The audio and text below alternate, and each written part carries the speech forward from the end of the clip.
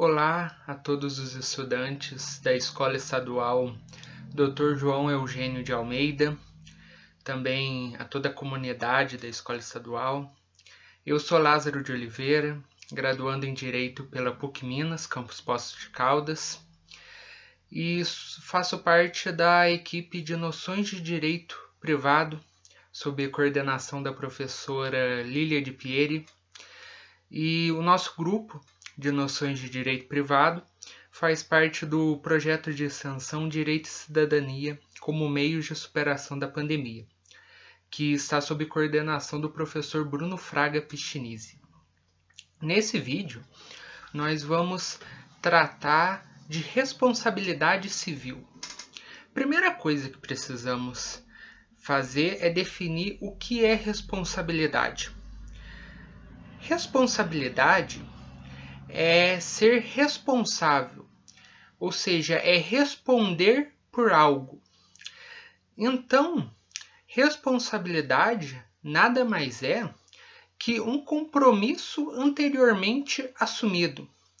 Então, por exemplo, quando você tem a responsabilidade de tirar boas notas, caso você não tire, quem vai responder por isso é você, pois você que tinha a responsabilidade de tirar boas notas. Você que é o responsável que responde por tirar boas notas. Existem diversos tipos de responsabilidade. Contudo, no mundo do direito, nós temos apenas 3 tipos: a responsabilidade civil, a responsabilidade penal e a responsabilidade administrativa. A responsabilidade civil tem previsão, como o próprio nome já diz, no direito civil, mas também no direito do consumidor. Vocês devem se lembrar do nosso vídeo anterior sobre noções de direito do consumidor. Então lá a responsabilidade civil também está presente. Mas o que é responsabilidade civil? Responsabilidade civil, ela decorre de um ato omissivo ou comissivo, doloso ou culposo, que resulte em prejuízo a terceiros. Quem são esses terceiros? Pode ser uma outra pessoa, pode ser até o Estado. Quanto à responsabilidade penal, ela decorre de crimes e contravenções, ou seja, ela decorre de ilícitos. O que é uma contravenção? É o que a gente chama de crime anão. Por exemplo, provocar tumulto,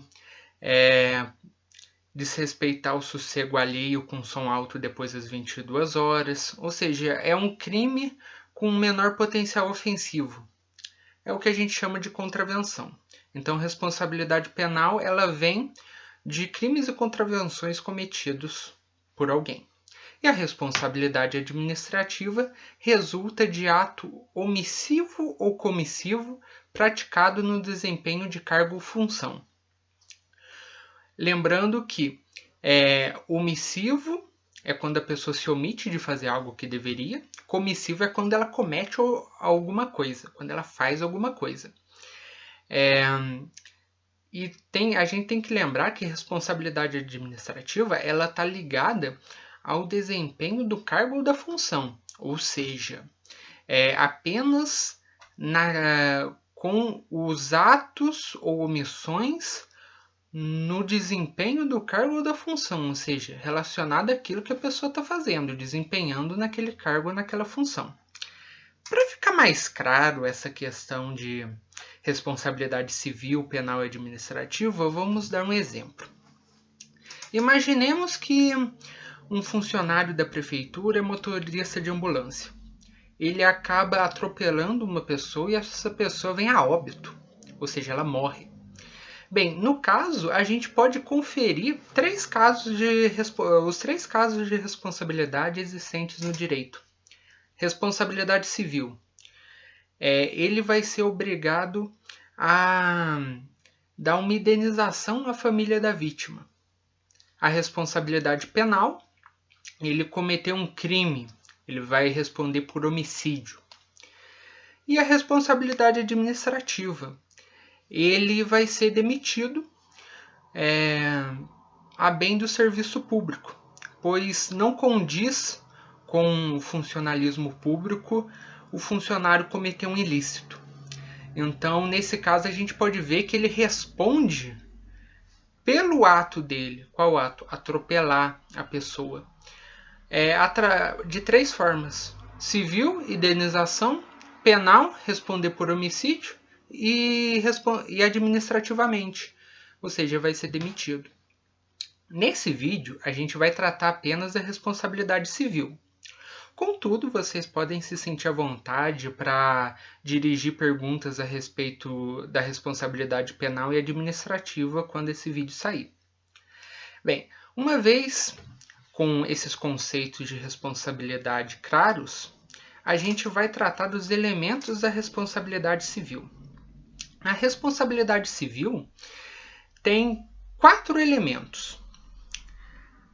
O primeiro deles ou seja, para a gente caracterizar a responsabilidade civil, a gente precisa de 4 elementos. O primeiro deles é ação ou omissão, ou seja, refere-se a qualquer pessoa que, por ação ou omissão, ou seja, por um ato, por algo que ela fez ou por algo que ela deixou de fazer, venha causar dano a outro.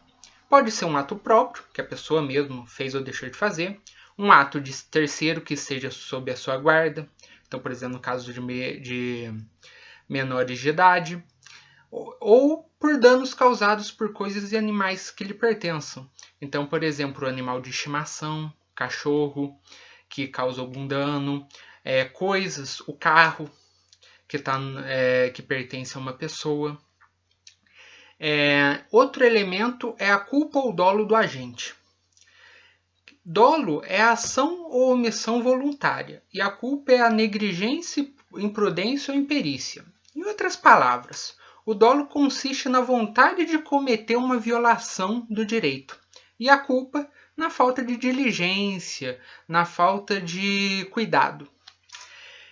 Lembrando que culpa ou dolo do agente só está presente em um determinado tipo de responsabilidade civil. Em outro tipo, existe um tipo de responsabilidade civil no qual ela não está presente. Só que isso vai ser tratado pelos meus colegas mais à frente. E no caso, o terceiro elemento é a relação de causalidade. Ou seja, é a relação de causa e efeito, causa e consequência, entre a ação e omissão de alguém e o dano verificado. Prestem atenção no verbo causar, ou seja, a minha ação ou omissão causa um dano. A minha ação ou omissão é a causa de um dano, ou seja, o dano é a consequência da minha ação ou omissão. Essa é a relação de causalidade, um leva a outro. A minha ação ou omissão leva ao dano. E, por fim, a gente tem o dano, que é o prejuízo, o estrago verificado, causado pela ação ou omissão. Ele pode ser material ou simplesmente moral, ou seja, pode ser material quando a gente tem um prejuízo financeiro, ou ele pode ser um dano moral, quando o âmbito moral, psicológico, sofre prejuízo, sofre estrago. Então, vejam bem, a gente tem 4 elementos da responsabilidade civil: ação, omissão, culpa ou dolo do agente, relação de causalidade e dano. Lembrando que a culpa ou dolo do agente pode existir em alguns tipos de responsabilidade, em outros não. Para ficar mais fácil, acompanhem comigo. Responsabilidade civil é composta, então, da ação ou omissão que causa um dano. Uma ação ou omissão que pode advir de culpa ou dolo. Ou seja, ação ou omissão, primeiro elemento, que causa, segundo elemento, relação de causalidade, um dano, terceiro elemento. Então, ação ou omissão, primeiro elemento, que causa, relação de causalidade, segundo elemento, um dano, terceiro elemento. Sendo que essa ação ou omissão pode advir de culpa ou dolo. Aí a gente pode ter o quarto elemento, que essa ação ou omissão que causou um dano pode advir de culpa ou dolo. só que isso vai ser tratado mais à frente. Nesse vídeo, vocês vão conferir diversos tópicos de responsabilidade civil. Vocês vão ver classificações da responsabilidade, excludente de responsabilidade civil, indenização por danos morais, limites da liberdade de expressão e a responsabilidade civil, e até responsabilidade civil hospitalar. Só que agora eu vou deixar vocês com a minha colega Alana, que vai tratar sobre as classificações da responsabilidade civil. Após essa introdução feita pelo Lázaro, nós vamos tratar de algumas classificações da responsabilidade civil.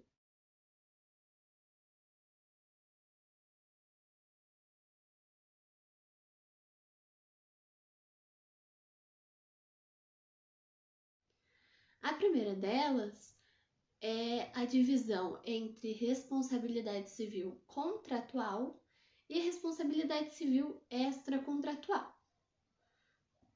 A responsabilidade civil contratual decorre da quebra de um dever previsto no contrato estabelecido entre as partes, enquanto a responsabilidade civil extracontratual decorre da quebra de um dever previsto em lei. No caso da responsabilidade civil contratual, para que haja o dever de ressarcir, basta apenas que se comprove a quebra contratual, sem necessariamente se comprovar culpa, que nesse caso está presumida. Se eu sou proprietário de um apartamento, o qual eu alugo, e o contrato prevê que o aluguel deve ser pago todo dia 10, e o meu inquilino não efetua o pagamento, ele tem automaticamente o dever de me ressarcir, de me indenizar, de acordo com o que prevê esse contrato.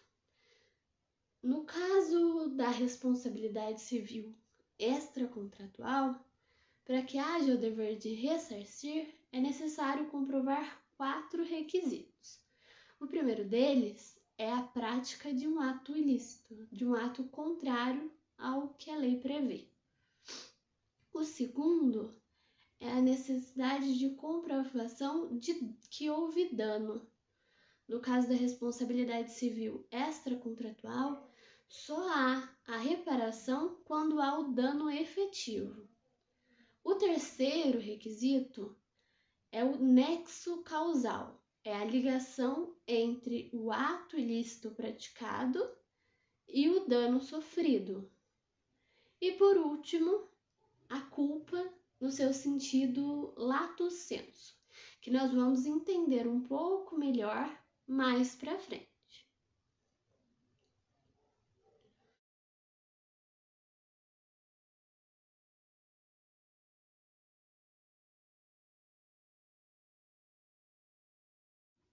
A responsabilidade civil extracontratual é dividida novamente em responsabilidade civil objetiva e responsabilidade civil subjetiva.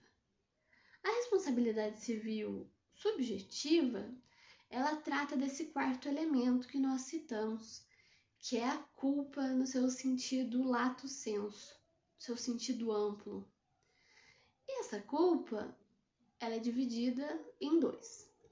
O dolo, que é a vontade de praticar aquele ato, ter aquele dano causado como objetivo, ter a intenção de causar o dano. Isso é o dolo. E a culpa no seu sentido estrito sensu, que é causar o dano sem a intenção, mas mesmo assim há a responsabilização. E ela ocorre por 3 motivos que nós vamos entender, que é a negligência, a imprudência e a imperícia. A negligência é um ato omissivo. Se espera uma conduta naquela situação e o indivíduo não toma aquela atitude necessária. Por falta de ação, ele acaba causando um dano.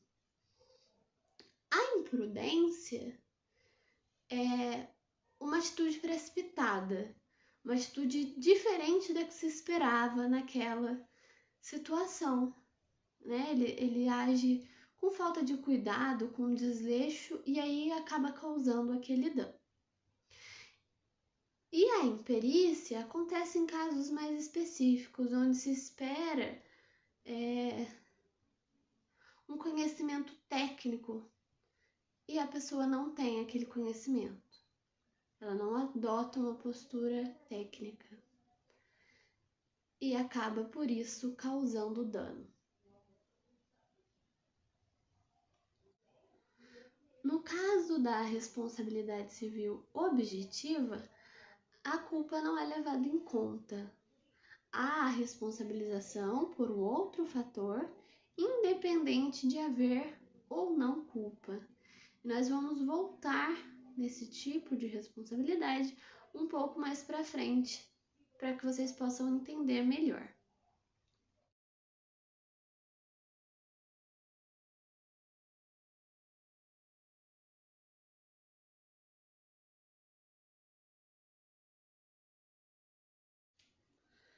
A terceira classificação que nós vamos estudar é quanto ao ato, quem pratica o ato que causa a responsabilização. Nós temos o ato próprio, o ato impróprio ou ato de terceiro e o ato da coisa. O primeiro, o ato próprio, é a regra do direito e é muito simples. Quem pratica o ato é responsabilizado e deve, portanto, indenizar. O segundo é no caso do ato impróprio ou ato de terceiro. Nesse caso, uma pessoa vai responder, vai indenizar pelo ato de outra. O primeiro exemplo que nós temos disso é no caso do menor, né? Os pais vão ser responsabilizados pelo ato do menor que tenha causado dano. Eles vão indenizar por esse ato. No caso de tutor, curador, que também responde pelo ato do seu curatelado. Outro exemplo é no caso do dono do hotel, que responde pelos atos praticados pelos seus hóspedes. E ainda o empregador, que responde pelo ato do seu empregado no exercício da profissão. Se um motorista de ônibus pratica um ato que causa dano, a empresa vai ser responsabilizada por aquele ato, vai ter que indenizar pelo dano causado, certo? Nesses casos, nós conseguimos entender melhor a responsabilidade civil objetiva, como eu já havia falado anteriormente. Então, essas pessoas muitas vezes não têm culpa no ato praticado, mas ainda assim a lei as obriga a reparar os danos causados, certo? O terceiro e último é o ato da coisa. O ato da coisa, ele se refere tanto ao animal quanto ao objeto em si. Então, se o meu cachorro ele danifica um bem de uma outra pessoa, eu serei responsável por reparar aquele dano sofrido, por indenizar aquele dano. Ou ainda no caso do objeto, se eu moro num apartamento e cai da minha varanda um vaso em cima do veículo que está estacionado na rua, eu serei responsável por reparar aquele dano, de acordo com o que prevê a lei. Olá pessoal, é com muita honra que estamos aqui mais uma vez para tratar de uma temática tão relevante no nosso dia a dia quanto a responsabilidade civil. E como muito bem pontuaram meus colegas anteriormente, o Lázaro e a Alana, Essa é uma temática que permeia nossos dias, que está presente nas relações e muitas vezes nós temos que nos atentar a isso. Uma das coisas importantes que nós precisamos abordar nesse primeiro momento é também observar quando não se aplica a responsabilização. Antes de avançarmos, eu gostaria de relembrar um conceito importantíssimo que foi citado pelo Lázaro no início desse vídeo, que é justamente um dos elementos basilares da responsabilidade civil, que é a relação de causalidade, também conhecido como nexo causal, que nada mais é que a ligação entre o ato daquele agente e o dano ou prejuízo que a vítima sofre.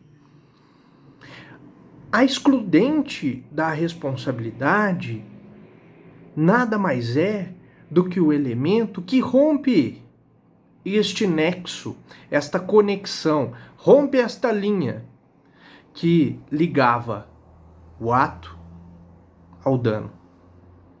Então, é importante que nós observemos que, ainda que haja uma conduta, nem sempre é possível ligá-la, conectá-la diretamente, relacioná-la com o dano. E são diversas as possibilidades desse tipo de situação ocorrer. Mas nós trataremos aqui especificamente de algumas delas que são bastante relevantes nessa temática que estamos abordando nesse momento. E percebam, em se rompendo o nexo de causalidade, em não se configurando a responsabilidade civil, também perde-se a possibilidade da vítima oferir a indenização. Então é muito importante que vocês se atentem a isso, pois pode fazer uma diferença enorme na forma como vemos determinadas situações. Então, pessoal, é nesse sentido que trazemos os primeiros elementos que podem ser considerados, de modo geral, excludentes da responsabilidade civil. Vocês vão notar que estes termos normalmente são citados juntos, caminham juntos, e inclusive são considerados sinônimos por parte dos estudiosos da área.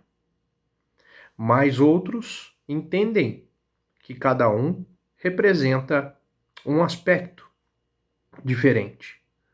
De todo modo, nós consideramos o caso fortuito e a força maior como possibilidades de excludente.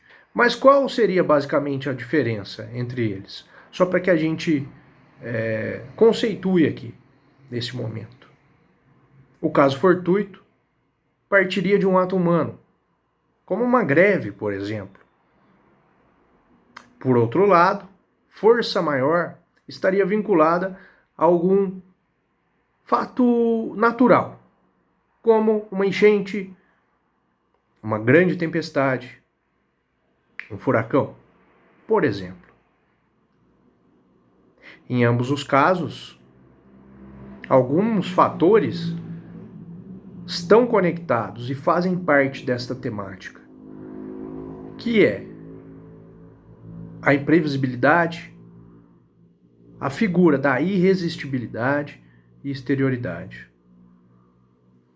Ou seja, é impossível de ser evitado. O próprio Código Civil nos traz uma perspectiva a respeito. Em seu artigo 393, por exemplo, cita que o devedor não responde pelos prejuízos resultantes de caso fortuito ou força maior, se expressamente não se houver por eles responsabilizado. Em seu parágrafo único, o caso fortuito ou de força maior verifica-se no fato necessário cujos efeitos não era possível evitar ou impedir. Portanto, independente de caso fortuito ou força maior, é importante verificarmos estes elementos. Os efeitos não eram possíveis de serem impedidos pelo agente. A partir dessa perspectiva, podemos elencar, então, estes importantes elementos que podem incidir na excludente da responsabilidade civil. Pessoal, dando sequência, um outro elemento que nós não podemos esquecer que configura a excludente da responsabilização é justamente a culpa exclusiva da vítima. Nesse caso, é importante ressaltar que o agente que está envolvido no dano, ele não contribui sobremaneira com aquele evento. Ele está ali presente, ele é mero instrumento de materialização daquele evento, mas ele não contribuiu para tal. Neste caso, rompe-se também o nexo de causalidade e não é possível conectar, né, o ato mesmo do agente ao dano efetivamente. Né? Um dos grandes exemplos que nós podemos abordar é justamente uma pessoa, por exemplo, que vai atravessar a rua e sai de trás de um ônibus sem olhar, sem tomar os devidos cuidados, fora da faixa de pedestre e, infelizmente, é atropelada. Naquele caso, era impossível para o motorista prever que dali sairia uma pessoa. Então, não é possível que se impute ao motorista, ao condutor do veículo, a responsabilização, o dever de indenizar, justamente por ter essa excludente que rompeu esta conexão. Uma outra possibilidade dentro dessa perspectiva das excludentes é o que é conhecido como culpa de terceiro ou fato de terceiro. Tá? Nesse caso, tanto a vítima quanto o agente envolvido diretamente não dão causa ao dano, né? Sendo esse causado por um terceiro. O fato é imprevisível e inevitável também, né? Só que não seria correto atrelar o dano ao agente, pois esse fato de terceiro acaba rompendo o nexo causal também. E desse modo não há o dever de indenizar para a vítima. Tá? A culpa de terceiro nós podemos exemplificar aqui ainda tratando de questões relativas ao trânsito, por exemplo, quando há um engarrafamento e um veículo absolutamente distraído, não percebe a sinalização, bate no próximo, que, subsequente, atinge o da frente. Nesse caso, a vítima da frente teve o dano, mas não pode responsabilizar diretamente aquele veículo que bateu diretamente nela, porque este evento foi causado por um terceiro. Bom, uma outra situação que podemos elencar aqui como excludente da responsabilidade civil está mais atrelada à questão contratual, mas também muito relevante no dia a dia, que é a possibilidade da cláusula de não indenizar. Tá? O que seria isso, basicamente? É uma exoneração convencional do dever de reparar o dano. Ou seja, as partes estabelecem num contrato essa cláusula, estipulando que, em acontecendo algo específico, uma das partes não terá o dever de indenizar, tá? De reparar esse dano. Muitas vezes isso acontece entre empresas, fornecedores, prestador de serviço, algo nesse sentido, que estabelecem de forma acordada previamente, né, e contratada, convencionada, isso no contrato, tá? Então está bem claro, estabelecido ali.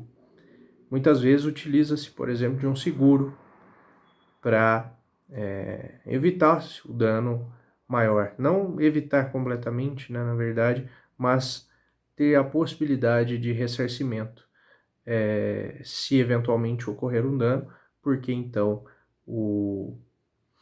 a parte contratada estará exonerada, né, desta responsabilização.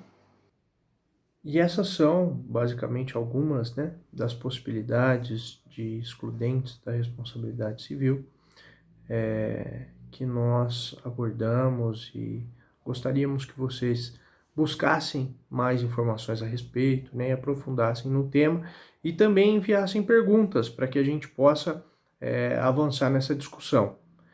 Mas, fazendo alusão à conexão da responsabilidade civil com a pandemia especificamente, nós podemos relembrar aqui algumas condutas que nós percebemos, né, ao longo do tempo que foram prejudiciais à coletividade e à individualidade também no geral, que foram, por exemplo, os desrespeitos às normas de distanciamento, normas sanitárias para que se evitasse a disseminação do novo coronavírus. A partir do momento que uma pessoa que estava infectada desrespeita as normas de isolamento,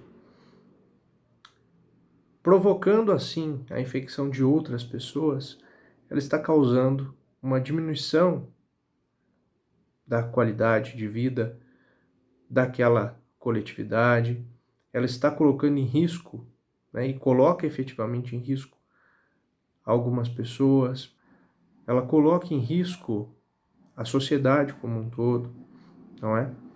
Então nós podemos observar que neste caso é possível, além das aplicações do direito penal, questões de responsabilização também do ponto de vista civil. Afinal, o objetivo, o sentido solidário da responsabilidade civil, ele tem que ser elencado. Então, a partir do momento que essa conduta ela repercute de forma negativa sobre outras pessoas, sobre a coletividade como um todo, ela é passível, né, segundo alguns entendimentos recentes, de responsabilização e o dever de indenizar. Tá? Então, percebam,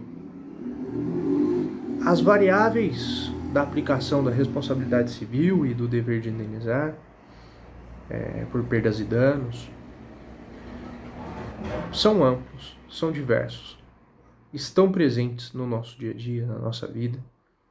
E agora, com o advento da pandemia, diversas outras perspectivas foram elencadas sobre o tema, mas todas elas estão alinhadas aos conceitos e preceitos fundamentais desse ramo de estudo dentro do direito. Bom, pessoal, além desse aspecto da responsabilidade extracontratual, a pandemia também trouxe dificuldades e problemas relativos às questões contratuais também, né? Sob essa perspectiva, é inquestionável dizer que, por exemplo, a atual suspensão de algumas atividades ou aquela que foi realizada durante determinado período, né, onde as empresas foram obrigadas, né, a manter certas restrições, ela poderia incidir aí como um caso fortuito de força maior, né, sendo excludente da responsabilização. Mas, por si só, a pandemia não caracteriza, né? Tem que ser observado outros pontos, né? A caracterização, ela como excludente da responsabilidade civil pelo inadimplemento aí contratual, dependeria justamente de uma certa verificação, tá? No caso concreto desses elementos. O primeiro que nós podemos elencar é a inevitabilidade dos efeitos, né? Ou seja, se o devedor ele contava única e exclusivamente com uma possibilidade de cumprir, de adimplir aquele contrato por meio de um caminho que foi completamente impedido pelo processo pandêmico, pelas restrições que foram colocadas. Ou seja, se ele tinha outra possibilidade de cumprir a obrigação por outros meios, né, ele não poderia, então, se excusar da responsabilização. Uma outra questão é justamente o nexo de causalidade, mas só que dessa vez é da pandemia em si com a impossibilidade de cumprir a obrigação, tá? Então, o evento, de fato, ele é impactante, né? A pandemia ela é absolutamente complexa e pesada para todos, mas ela não será juridicamente relevante para escusar aí eventual violação do contrato, caso esses elementos que nós trouxemos aqui não ficarem claramente evidenciados, né? Então, caso o impedimento também do cumprimento dessa obrigação seja temporário, né, em virtude das restrições aí da pandemia, seja transitório, né, a obrigação ela deve ainda ser cumprida, né? Logo ela desapareça, esse impedimento, tá? Então, caso a caso deve ser avaliado, né? Mas de todo modo a pandemia sim é um evento impactante, imprevisível, que pode ser uma excludente da responsabilidade civil, mas tem que ser observado de uma forma serena, de uma forma que conecta outros elementos fundamentais nesse processo. Pessoal, basicamente nós gostaríamos de fazer essa introdução, mas de deixar aberto para que vocês busquem mais informações e nos perguntem, caso tenha alguma dúvida, alguma necessidade. Nós estamos 100% à disposição para contribuir com vocês. E é assim que eu encerro a participação hoje e passo para a minha colega que vai dar sequência nos trabalhos. Grande abraço e até mais. Olá pessoal, meu nome é Maria Caroline e agora eu vou falar com vocês um pouquinho sobre indenização por danos morais e materiais. Eu acredito que ao longo da vida de vocês já ouviram falar sobre esses termos em algum momento, seja por conta de algum noticiário, seja por conta de um amigo, algum conhecido que já passou por uma situação dessas, ou mesmo brincando, falando, eu vou pedir danos morais. Então eu vou conversar um pouquinho para a gente entender melhor o que é cada um desses termos. Vou começar falando sobre o dano material.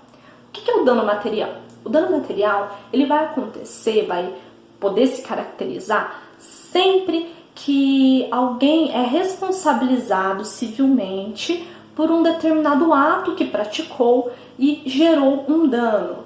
Esse ato ele pode ser por culpa ou por dolo.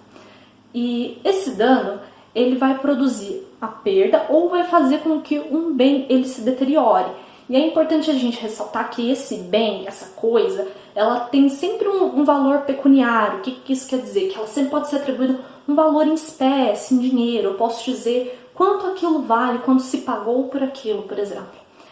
Uma situação em que isso pode acontecer seria uma colisão, uma batida entre carros, que é uma situação que você pode, por exemplo, elaborar um orçamento e verificar quanto de prejuízo que a vítima sofreu. Uma pessoa, um condutor do veículo, ele praticou um ato, seja por culpa ou por dolo, que gerou um dano, um prejuízo ou o outro motorista que foi atingido, que teve o seu carro batido, enfim, deteriorado ali, e você consegue auferir em questão de dinheiro quanto que essa pessoa teve de dano. E para poder receber o valor, para poder ser ressarcido daquele prejuízo que ele teve, essa vítima, o que ela vai ter que fazer? Vai ter que pedir as perdas e danos Essas perdas e danos, elas representam uma espécie de gênero desse valor a ser ressarcido, e ele vai se subdividir em outras duas espécies,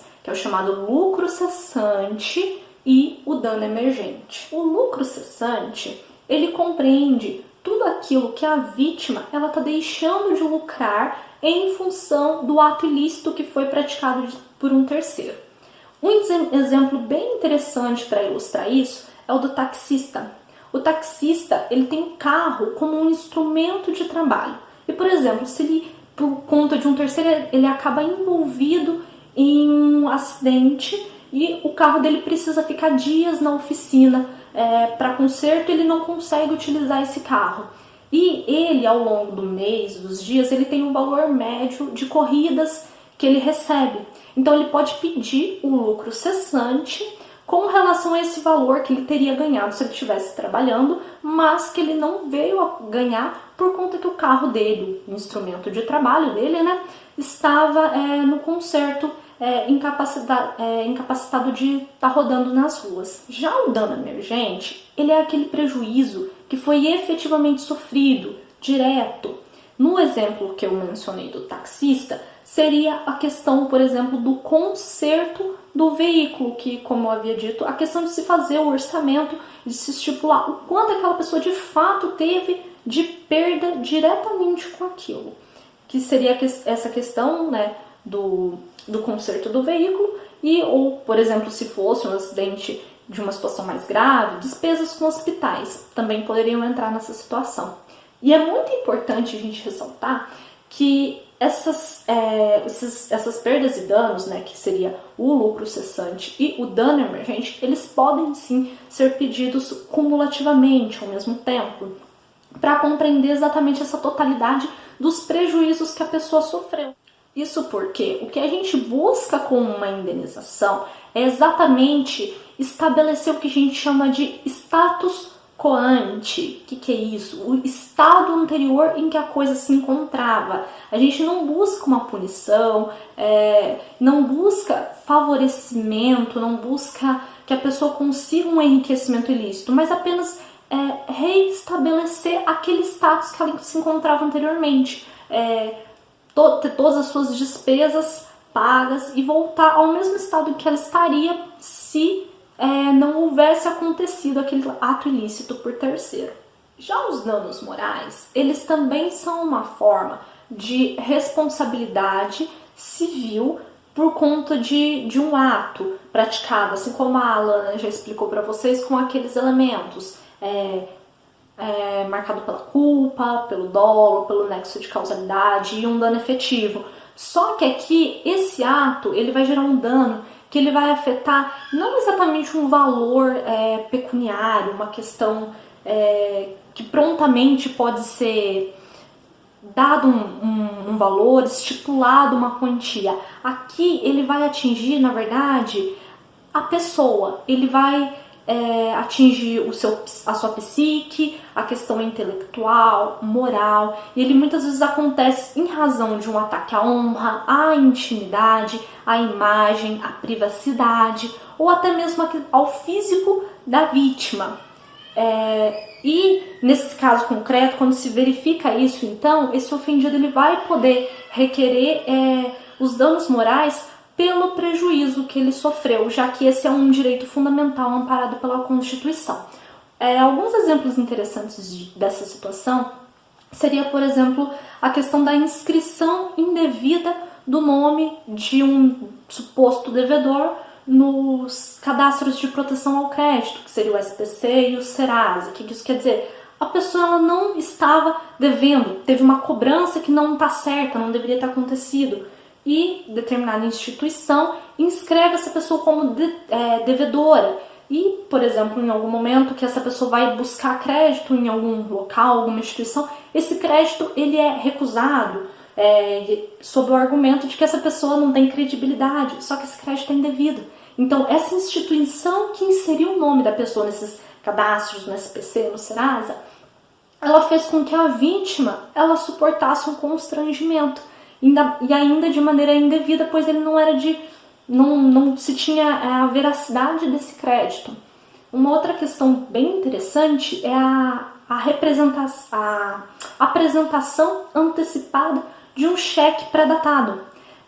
Se esse cheque ele for apresentado em um momento antes daquele que consta, né, para ser sacado, e, por exemplo, a conta ela não tiver fundos, ou não tiver fundos, esse cheque voltar, ele gerou um constrangimento para a vítima, então também pode ser capaz de ensejar os danos morais.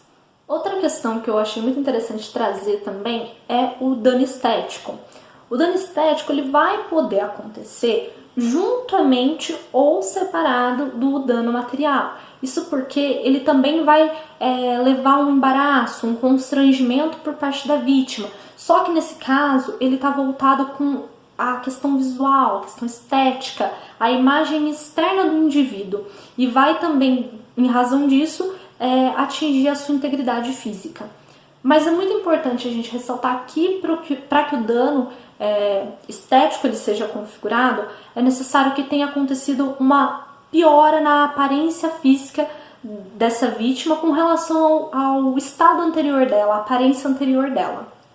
E muitas vezes, como eu falei, o dano moral ele vai poder ser acumulado com o dano estético. Eles vão muitas vezes aparecer juntos, porque ao sofrer um dano de caráter físico, isso vai prejudicar a aparência da pessoa, e aí nessa situação a vítima vai ter a sua dignidade ferida, a moralidade, a personalidade dela vai estar sofrendo esse constrangimento. A diferença entre o dano estético e o dano material, ela vai estar no fato de que o dano estético ele é voltado para um aspecto visível, para a imagem visível, externada do indivíduo, que as outras pessoas veem. Já o dano moral, ele corresponde a esse aspecto interior, seria a imagem interior que o indivíduo tem de si mesmo, essa dimensão que não é externada. Dessa forma, então, para que se caracterize os danos estéticos, é necessária a presença do dano à integridade física da pessoa, seja de caráter permanente ou, no mínimo, duradouro. E é interessante também destacar que, assim como eu falei anteriormente no caso das perdas e danos, lá que seria o lucro cessante, o dano emergente, que fazem parte dos danos materiais, eles também poderão ser acumulados, o dano moral e o dano estético, mais o dano material. Os três, então, em determinada situação, eles podem sim aparecer juntos, dependendo caso a caso. Para visualizar isso, a gente pode pensar no exemplo de uma cirurgia plástica que foi mal executada e que vai causar prejuízos visuais na vítima, ou seja, o dano estético, e fazer com que ela desembolse valores com medicamento e hospitalização, o que seriam os danos materiais. E ainda ela vai se sentir constrangida com toda essa situação, o que caracterizaria os danos morais. Agora, depois de tudo isso que nós já conversamos, eu vou retomar e vou trazer alguns exemplos para a gente refletir um pouquinho, para a gente poder ilustrar algumas situações que podem levar a essa obrigação de indenizar alguém, seja por dano moral, dano material, dano estético. Sempre lembrando que em cada caso a gente precisa observar a presença daqueles elementos que já foram trabalhados anteriormente pelos colegas, que seria o ato ilícito, que gerou um dano, a presença de dolo ou de culpa nesse ato, observando se é uma responsabilidade objetiva ou uma responsabilidade subjetiva, e também a presença do nexo de causalidade entre isso para o que levou a ocorrer essa situação. Algumas questões que eu pensei em trazer seria a ausência de cumprimento de obrigações estabelecidas em um contrato. Por exemplo, se em função do descumprimento de um contrato alguém teve prejuízos com relação ao dano material, isso pode também ser estipulado antes entre as partes quanto equivaleria esse dano material. Ou então, por exemplo, se a pessoa dependia da entrega de um produto e se esse produto não foi entregue e ela teve um prejuízo em função desse atraso, ela pode estar cobrando esse atraso.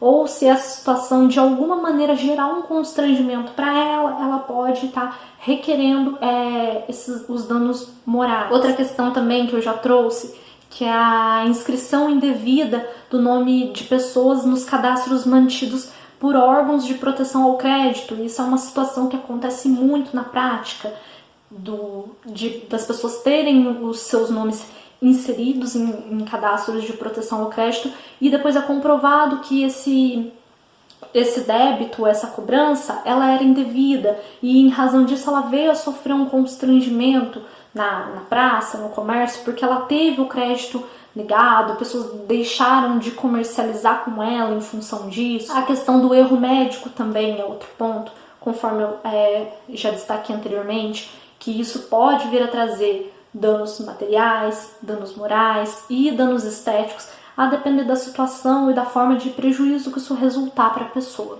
Outra coisa também seriam os descontos bancários sem autorização. O banco começa a descontar valores sem autorização da pessoa, e isso, além de ser um prejuízo material, por exemplo, pensando em uma pessoa que vive com aposentadoria, e esses descontos, eles diminuem o poder aquisitivo dessa pessoa, fazendo com que ela tenha ainda menos qualidade de vida para poder adquirir as coisas por conta desses descontos que ela veio sofrendo do banco. E uma questão interessante também é a ingestão de produto alimentício impróprio ao consumo. Sobre isso a gente tem um caso que ele tomou uma certa repercussão por conta que ele chegou até o STF e era um indivíduo que ele havia ingerido leite condensado contaminado por uma barata. E ele relatou, que ao ingerir isso ele sentiu ânsia de vômito, ficou com traumas dessa situação. E é bem interessante a fala da ministra Nancy Andrighi, que ela foi relatora desse processo, que ela falou que essa pessoa, esse sentimento, essa sensação, de náusea, de repugnância que ele sentiu aquele primeiro momento que ele ingeriu esse alimento, depois essa sensação ela veio se repetindo ao longo da vida desses indivíduos sempre que ele se alimentava, que ele retornava aquele sentimento de repugnância e isso afetou a vida dele, o cotidiano dele. Então isso mostra muito bem o que seriam os danos morais e como eles atingem a pessoa, o interior da pessoa, a dignidade da pessoa. Então agora a gente já consegue entender que a indenização ela é uma consequência da responsabilidade civil e que ela pode ser de caráter material, de caráter moral ou de caráter estético, e que essas três elas podem ser pedidas separadamente ou podem ser acumuladas, pedidas em conjunto, a depender da situação ali, se elas se verificaram ou não em cada caso. E elas vão ter o objetivo de restabelecer o estado em que as coisas, que os bens ou as pessoas eles se encontravam anteriormente. E agora que você já sabe, já estudou, comenta aí embaixo nos comentários o que vocês entenderam, se vocês já conheciam esse assunto, se vocês acharam interessante. E fiquem muito atentos, principalmente nós usuários da internet, que sempre usamos as redes, que o próximo tema agora vai ser discutido pelo meu colega William e tem muita relevância com relação a isso, a internet, já que ele vai tratar como um desdobramento desse assunto que eu já trouxe, os limites da liberdade de expressão, até onde você pode se expressar sem que isso ocasione nessa responsabilidade civil, nesse dever de indenizar. Então fiquem atentos, até mais! Muito obrigado, Maria.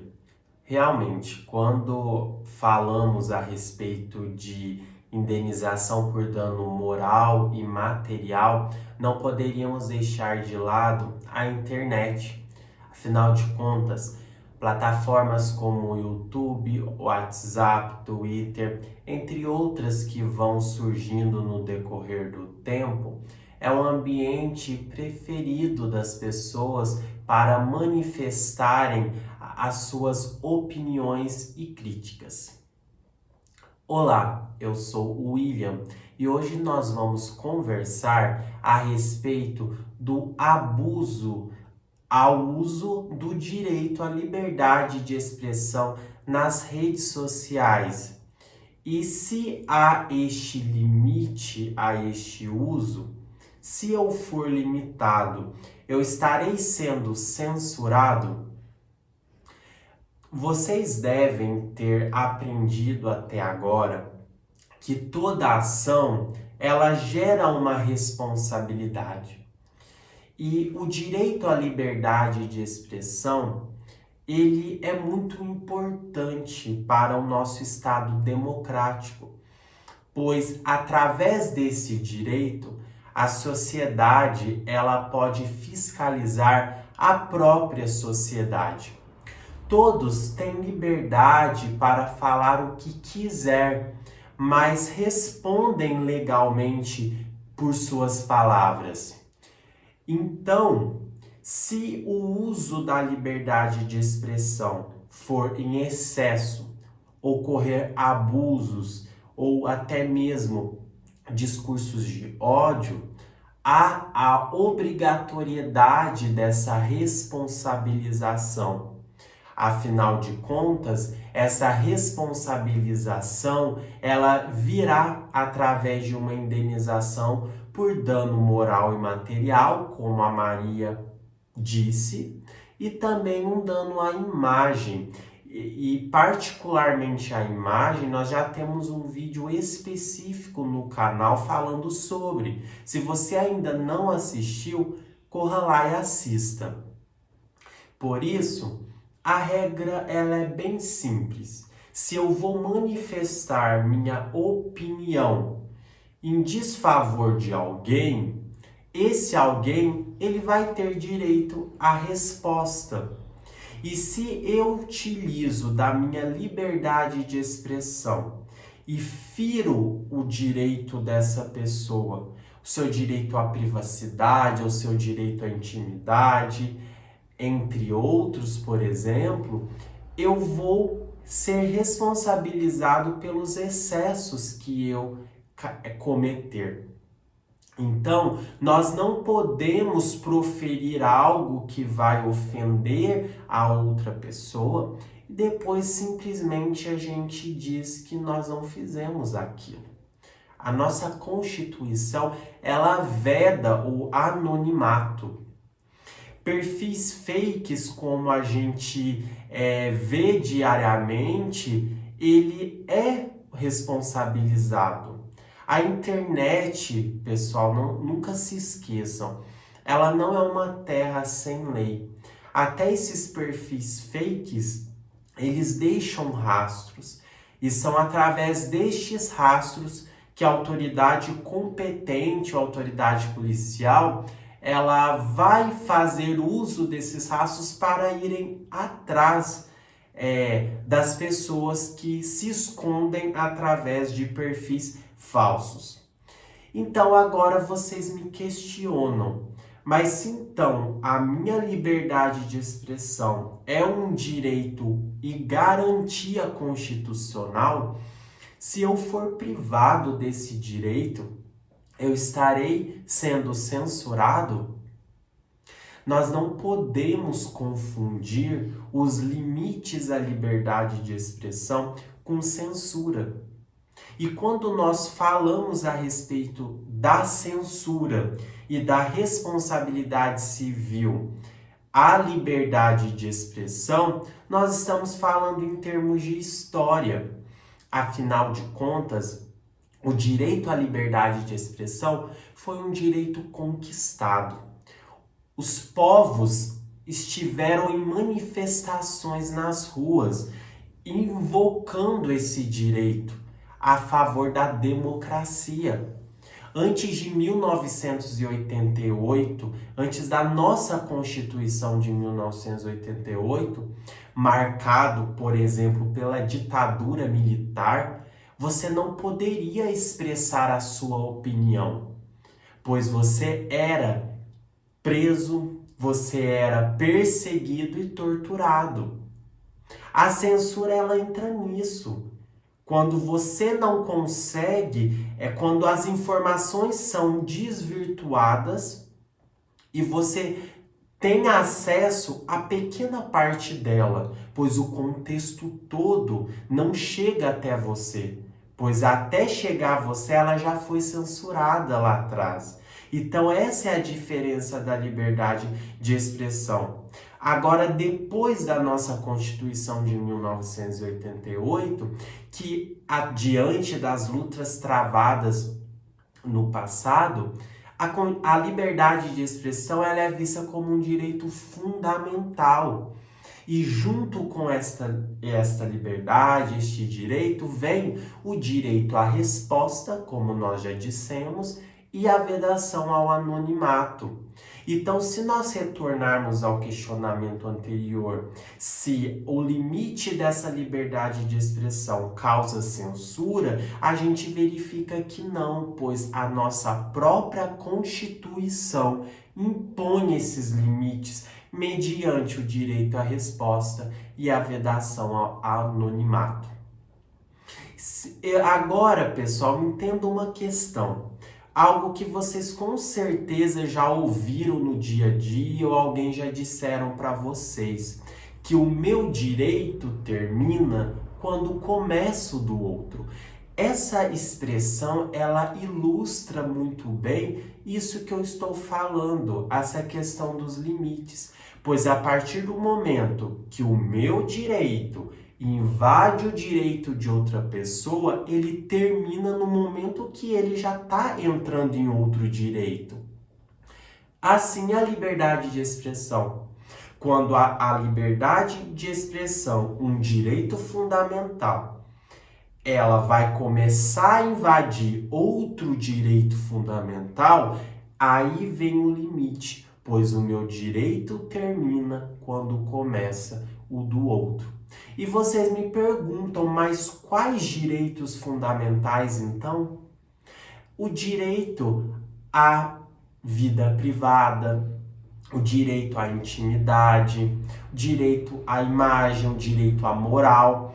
Esses são uns dos direitos fundamentais que são ponderados, que traz esses limites ao nosso uso da liberdade de expressão.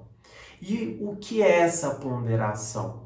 Ponderar, podemos dizer de forma bem básica, que é como se você colocasse na balança os dois direitos e ponderar qual que prevalece em detrimento de outro, neste caso concreto. Aí você, com essa ponderação, você verifica se você precisa colocar alguns limites para não invadir e prejudicar o outro direito. Um exemplo, o direito do consumidor. O consumidor ele tem o direito de reclamar. A livre expressão dele, a liberdade de expressão, a liberdade de reclamar. Só que ele não pode fazer uso do abuso desse direito. Se, por exemplo, ele vai nas redes sociais e começa a criticar a empresa, o fornecedor de serviço ou de produto, e os comentários que ele faz é abusivo e isso traz prejuízos para a empresa, ele vai ter que ser responsabilizado. Eu quero propor para vocês agora um exercício de ponderação. O que vocês acham? Para que, caso ocorra algo no seu dia a dia, você possa compreender e ponderar. Meu Deus, qual que deve prevalecer? Eu escolhi umas postagens na rede Twitter para o nosso exercício. Olha que interessante essa primeira postagem da cantora Luísa Sonza. Ela diz que ela está calada, sofrendo muito, pois ela está sofrendo ataques verbais diariamente. Nessa outra postagem do Whindersson Nunes, ele diz que a companheira dele, Maria, ela está sofrendo ataques no Instagram, dizendo que ela vai perder o filho. E essa outra postagem do Arthur, ex-BBB, ele diz que ele está sofrendo ameaça de morte. essa outra postagem da Lumena, ex-BBB, em resposta ao Arthur, ela diz para ele que ela também sofre ataques diários. O que eu quero dizer com isso? Todos esses ataques que todas essas pessoas relataram nas redes sociais foi através do uso da liberdade de expressão. Mas vocês percebem que houve um abuso desse direito? E esse direito, de forma abusiva, ele feriu outros direitos? O direito à intimidade, à vida privada, à moral dessas pessoas que eu acabei de mostrar para vocês, que expressaram nas redes sociais as suas fragilidades e o quão isso está trazendo algo negativo para a vida deles? Então, vamos ponderar o que deve prevalecer: a liberdade de expressão ou os outros direitos fundamentais? Vida privada, intimidade, moral, imagem. Neste caso, a gente percebe que são esses outros direitos, pois a liberdade de expressão ela foi utilizada de forma abusiva. Então, pessoal, percebem esses excessos.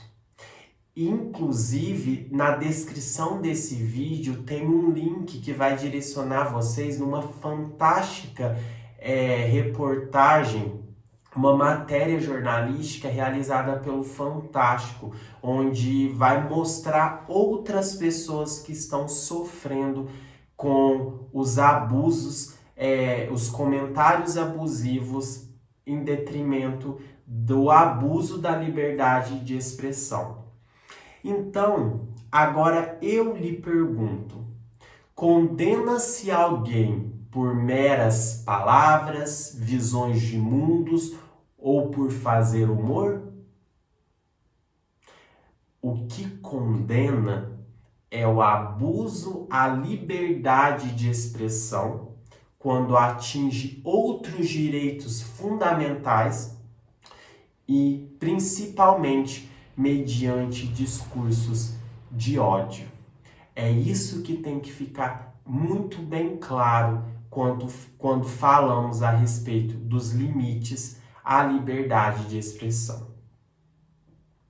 Então, sobre essa questão dos limites da liberdade de expressão, era o que eu tinha que falar com vocês. Agora vocês vão ficar com um tema bem interessante a respeito da responsabilidade civil no ambiente hospitalar. A gente sabe que com a pandemia, diversos hospitais estão lotados. E como que fica essa responsabilidade civil no ambiente hospitalar? E quanto aos profissionais liberais, dentistas, advogados, por exemplo, quais são as suas responsabilidades? Quem vai explicar isso para vocês vai ser a minha colega Renata. Passarei a vez agora para ela. Nos vemos em breve. Até mais. Oi, pessoal, tudo bem? Agora eu vou falar para vocês a respeito da responsabilidade civil dos profissionais liberais. Vou dar um pouquinho mais de ênfase na área médica, porque também vou falar da responsabilidade civil hospitalar e como esse assunto vem sendo tratado na pandemia aqui no Brasil. Bom, primeiro eu vou conceituar profissionais liberais, segundo o CNPL, que é o Conselho Nacional dos Profissionais Liberais. São aqueles que exercem com liberdade e com autonomia a sua profissão, desde que ela tenha sido decorrente de algum curso técnico ou superior específico, legalmente reconhecido, e também que seja regulamentado por órgãos fiscalizadores do exercício da profissão. Então, como exemplo, eu tenho os médicos, que é regulamentado pelo CRM, que é o Conselho Regional de Medicina. Nós temos também o fisioterapeutas, que é regulamentado pelo CREFITO, que é o Conselho Regional de Fisioterapia e de Terapia Ocupacional. Também temos os educadores físicos, que são regulamentados pelo CREF, que é o Conselho Regional de Educação Física. Nós temos os advogados, que são regulamentados pela OAB, que é a Ordem dos Advogados Brasileiros, e muitas outras profissões que têm os seus órgãos fiscalizadores, por exemplo, fonoaudiologia, engenharia, farmacêuticos, biólogos, muitas outras. Enfim, o Código de Defesa do Consumidor, aquele que nós vimos um vídeo recentemente, ele tem previsão a respeito da responsabilidade civil dos profissionais liberais. E nós vamos encontrar essa previsão no artigo 14, no parágrafo 4º, e que diz que a responsabilidade pessoal dos profissionais liberais, ela vai se dar através da verificação da culpa do profissional. O que isso quer dizer? A Alana mesmo já nos disse anteriormente que quando se fala em culpa, a gente tem que entender que o profissional liberal, ele tem que ter agido com negligência, imperícia ou imprudência. E isso tem que ser provado pelo próprio cliente ou paciente, né? Dependendo do tipo de profissional em que a gente está tratando. Nas atividades exercidas pelos profissionais liberais, nós temos as obrigações de meio e as obrigações de resultado. As obrigações de meio acontece quando o profissional liberal ele não pode prometer o resultado final do seu tratamento. Então, a gente tem como exemplo os médicos. Por quê? Quando você chega num médico que você tá com alguma doença ou com alguma dor, o médico não tem como prometer para você que essa dor vai ser tratada, que a sua doença vai ser curada, porque depende de N fatores. Depende da medicação, depende se o seu corpo vai reagir à medicação, depende se você vai tomar o remédio corretamente, o estágio da sua doença, se você está num estágio mais avançado, ou se não, se está num estágio mais tranquilo da doença, mais assim no início, né? Então depende de N fatores e o médico ele não pode prometer um resultado final. Quando isso acontece e você queira responsabilizar o seu médico por algum dano eventual que tenha ocorrido, então, você, o cliente, o paciente, é que tem que comprovar que o médico agiu com culpa. Como a gente já disse anteriormente, o médico agir com culpa quer dizer que ele tenha agido com negligência, imprudência e imperícia. Então, parte de você provar que o médico agiu de alguma dessas formas. Outro profissional liberal que também pode ser reconhecido como uma obrigação de meio são os advogados. Porque quando você procura um advogado para fazer determinada demanda, ele também não pode prometer o resultado final. Porque depende de provas, de contestações, depende da outra parte, depende do juiz, a forma como o juiz vai entender. Às vezes depende também da manifestação do Ministério Público. Então, são vários fatores aí que podem decorrer de um resultado que às vezes não seja satisfatório para você. Então, é necessário, mais uma vez eu vou falar, que você comprove que o médico ou o advogado, ele tenha agido com negligência, imperícia ou imprudência. E também nós temos os resultados e nós temos também a obrigação de resultado. As obrigações de resultado são aquelas em que o profissional liberal ele promete o resultado final. Então, vamos supor que você foi num cirurgião plástico e aí você quer, sei lá, remodelar o seu nariz. O médico ele vai prometer que seu nariz vai ficar melhor, que ele vai ter um bom funcionamento, né? Que vai ficar mais bonito do que você do que está, né, no momento, porque senão você não procuraria o médico para isso. Então, quando se trata assim dessas áreas mais estéticas, muito naturalmente e muito provavelmente o médico ele promete um resultado final. E aí, caso haja algo que não seja satisfatório, caso haja algum dano ao paciente ou ao cliente, né, dependendo do profissional, então entende-se que a culpa é presumida. O que isso quer dizer? Inverte o ônus da prova. Quem tem que provar que o dano aconteceu por circunstâncias alheias à sua vontade é o profissional liberal. No caso do cirurgião plástico, é o próprio médico cirurgião que tem que provar que ele não agiu com imprudência, imperícia ou negligência. Bom, agora eu vou falar para vocês da responsabilidade civil hospitalar. Quando comprovado o erro médico no ambiente hospitalar, o hospital ele responde objetivamente. O que isso quer dizer? Não é necessário que se comprove a culpa do hospital para que ele seja responsabilizado. Ou seja, a partir do momento em que foi comprovado que o médico no ambiente hospitalar agiu com imprudência, imperícia ou negligência, o hospital também pode ser responsabilizado. Isso porque ele responde solidariamente ao médico. Então, ocorreu o dano, comprovou a culpa, você pode entrar tanto contra o hospital, contra o médico ou contra os dois para que receba uma indenização. Mas olha, é muito importante que a culpa do médico seja comprovada. Agora, quando existe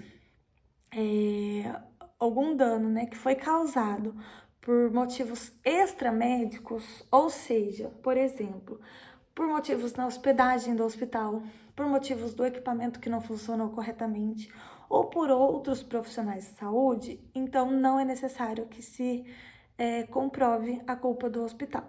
Simplesmente é necessário que comprova o dano.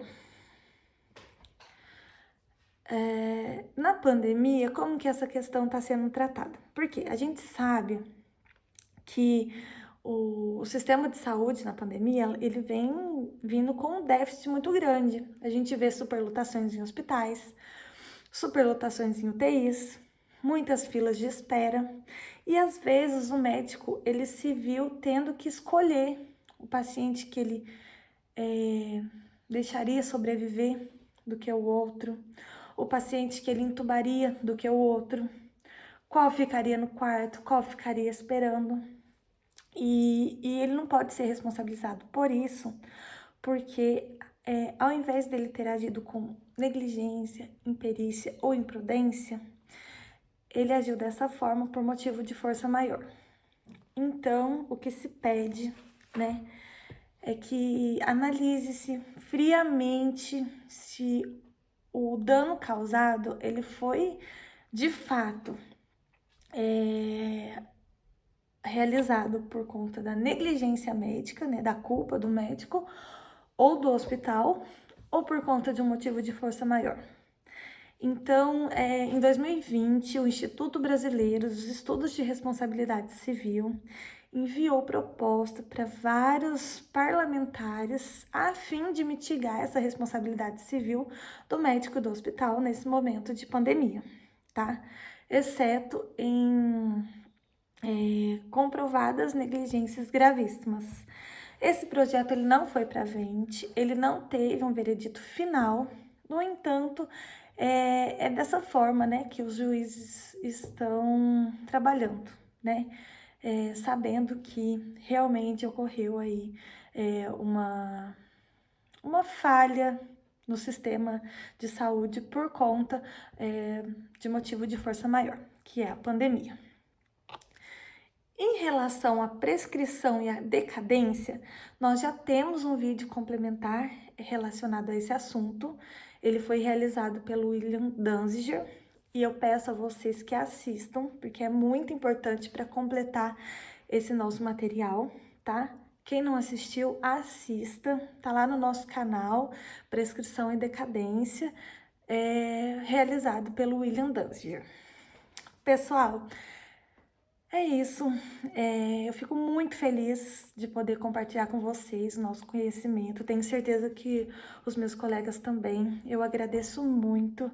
Eu espero que esteja sendo de grande valia para vocês entenderem, conhecerem, saberem os direitos e deveres de todos vocês, tá? Com muita gratidão, com muita alegria que eu agradeço de verdade vocês por estarem assistindo. Espero que vocês estejam gostando dos nossos vídeos.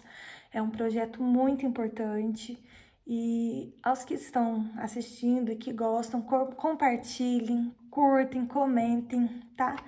Pra gente saber qual a opinião de vocês. E é isso, pessoal. Muito obrigada e até breve.